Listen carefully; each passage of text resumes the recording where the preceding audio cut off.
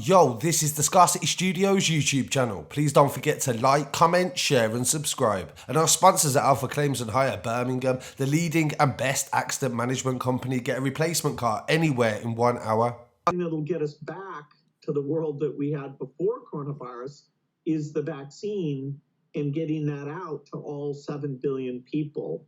And today he did an interview on a morning programme on the BBC where he explained that he plans to vaccinate 7 billion people on the planet, which is the population of the planet approximately. And this has caused a lot of outrage online. He's trending currently due to the fact of the amount of people that are questioning why he is even involved in this situation. He's not a medical expert, he's not a doctor, and he also hasn't got the best track record when it comes to helping with vaccinations. In this video, I'm going to cover several different topics on this subject, but I'm going to start with a quote from Robert F. Kennedy Jr., the son of JF Kennedy. This was on the 8th of the 4th, 2020. He said, "Bill Gates' vaccines are strategic philanthropy that feeds his many vaccine-related businesses, including Microsoft's ambition to control a global vaccine ID enterprise and give him dictatorial control over global health policy. The spear tip of corporate neo-imperialism, Gates' obsession with vaccines seems fueled by the messianic conviction that he is ordained to save the world with technology and a godlike willingness to experiment with lesser humans. Promising to eradicate polio with £1.2 billion, he said. Bill Gates took control of India's National Advisory Board, the NAB, and mandated 50 polio vaccines, up from 5, to every child before the age of 5. Indian doctors blamed Bill Gates' campaign for a devastating vaccine strain polio epidemic that paralysed nearly 500,000 children between 2000 and 2017. The Indian government dialed back Bill Gates' vaccine regime and evicted Gates and his cronies from the NAB. Polio paralysis rates dropped very quickly in 2017. The World Health Organization reluctantly admitted that the global polio explosion is predominantly vaccine strain, meaning it came from Bill Gates' vaccine program. The most frightening program, they said. So this is the old World Health Organization, which Bill Gates has a 15% investment in, I believe. The most frightening epidemics in the Congo, the Philippines and Afghanistan are all linked to Bill Gates and his vaccines. By 2018, 3/4 of global polio cases came from Bill Gates' vaccines in 2014. The Gates Foundation funded tests of experimental HPV vaccines developed by GSK, that's GlaxoSmithKline. GlaxoSmithKline, they actually made an anti-suicide drug in the UK and people was actually found to have started to kill themselves by using it. It was called Seroxat. There was a Panorama programme on this on the BBC. But GSK, GlaxoSmithKline and Merck did tests on 23,000 young girls in remote Indian provinces. What they mean is tribes. Approximately 1,200 suffered severe side effects, including autoimmune deficiencies, fertility disorders, and 7 died. The Indian government's investigations charged Bill Gates' funded researchers. They said they committed pervasive ethical violations, pressuring vulnerable young village girls into and bullying their parents, forging signatures and refusing medical care to the injured girls. The care is now in the country's Supreme Court. In 2010, the Gates Foundation funded a trial of the GSK, GlaxoSmithKline, experimental malaria vaccine. They killed 151 African infants and caused serious adverse effects, including paralysis, seizure, and febrile convulsions in 1,000 of the 5,000 children. So that on its own, a quote from the son of a former president of the United States, stating of the amount of deaths connected to vaccines created by Bill Gates' companies. My dad actually had polio when he was a child and his sister died from polio. So this was a massive problem in the world. Polio was killing a lot of people all over the world at one point. And due to these vaccines, it killed even more. I thought I would look into this vaccine trial and the deaths of these young girls in India. I went to the Indian Journal of Medical Ethics which is a certified website that you can check out yourself. It says the deaths of the HPV vaccines. The deaths of girls that were part of the human virus vaccine trial raised alarms as the nature of the research in India, as well as the value attached to the state, to the lives of its own citizens. The trial was conducted by Pradesh and Gujarat, forgive the pronunciation, with the support of the Indian Council of Medical Research and local health authorities. They were funded by Bill Melinda Gates' foundation. The vaccine is supplied by two companies, Merck Sharp and Dome, and GlaxoSmithKline. When the government stopped the trials, 3 doses had already been administered to 30,000 participants, mostly tribal girls aged 9 to 14 years old. The Union Health Minister has denied that the deaths had anything to do with the trials as things stand, and there is no conclusive evidence to make a link between the vaccines and the death. But the fact that the girls were part of the trial is enough to find a link, they said.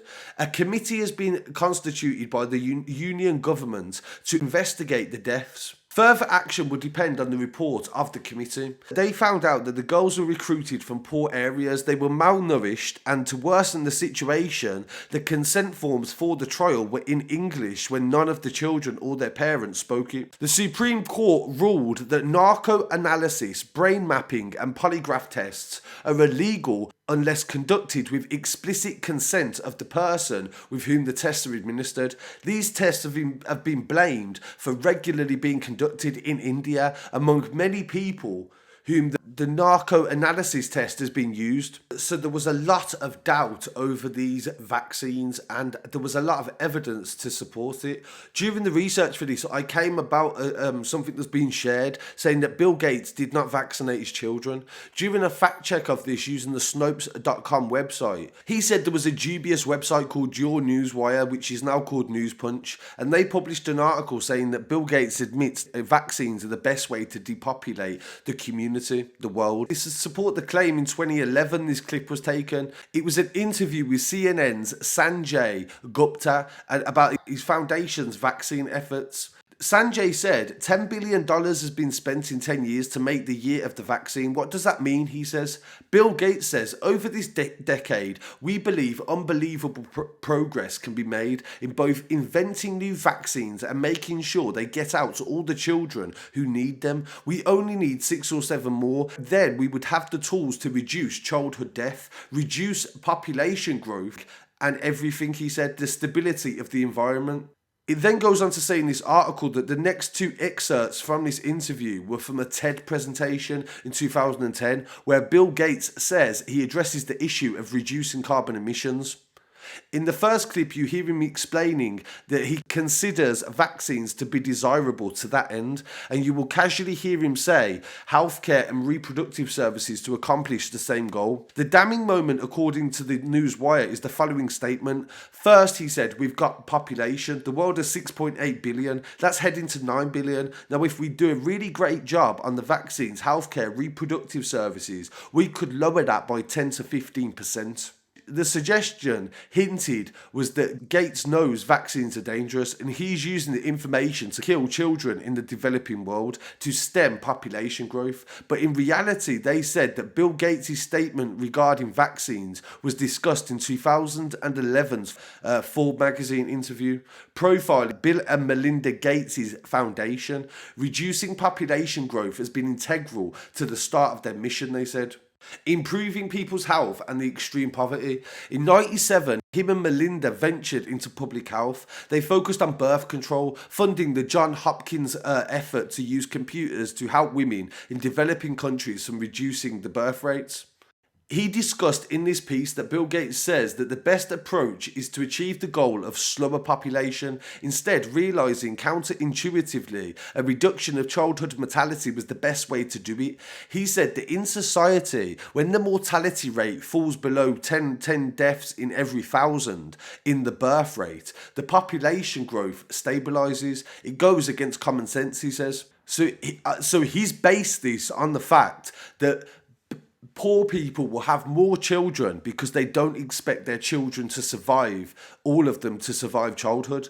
But if they knew through medical research that they was able to, then that would mean that they wouldn't have children. So thus it would reduce the population by 10 to 15%.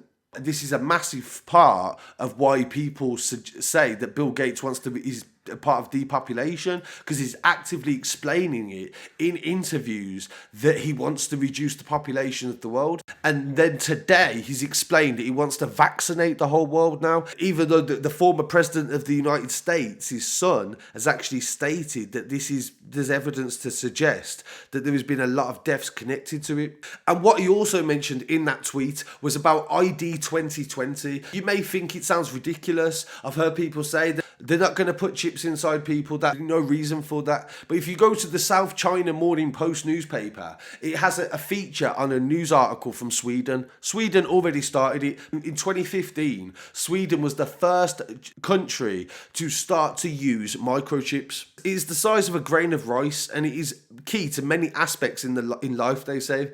The tiny microchip inserted in the skin can replace the need to carry keys, credit cards, and also train tickets. They might sound like an Orwellian nightmare, it says in the South Morning Post. A lot of people favour convenience over the concerns of personal data violations. The small implants were first introduced in Sweden in 2015, initially confidentially, and 7 other countries have followed suit. The Swedes have gone on to be very active in microchipping, with a lot of debate about the issues involving it. In a country that's keen on new technology, where sharing information is held up in a sign of a transparent society. So they say they trust their government, they don't think they share a lot of their information. Some of the people that tried it said it was fun to try something new. Sweden's national railway company, as you said, that 130 people have used the microchip to reserve service in the last year alone.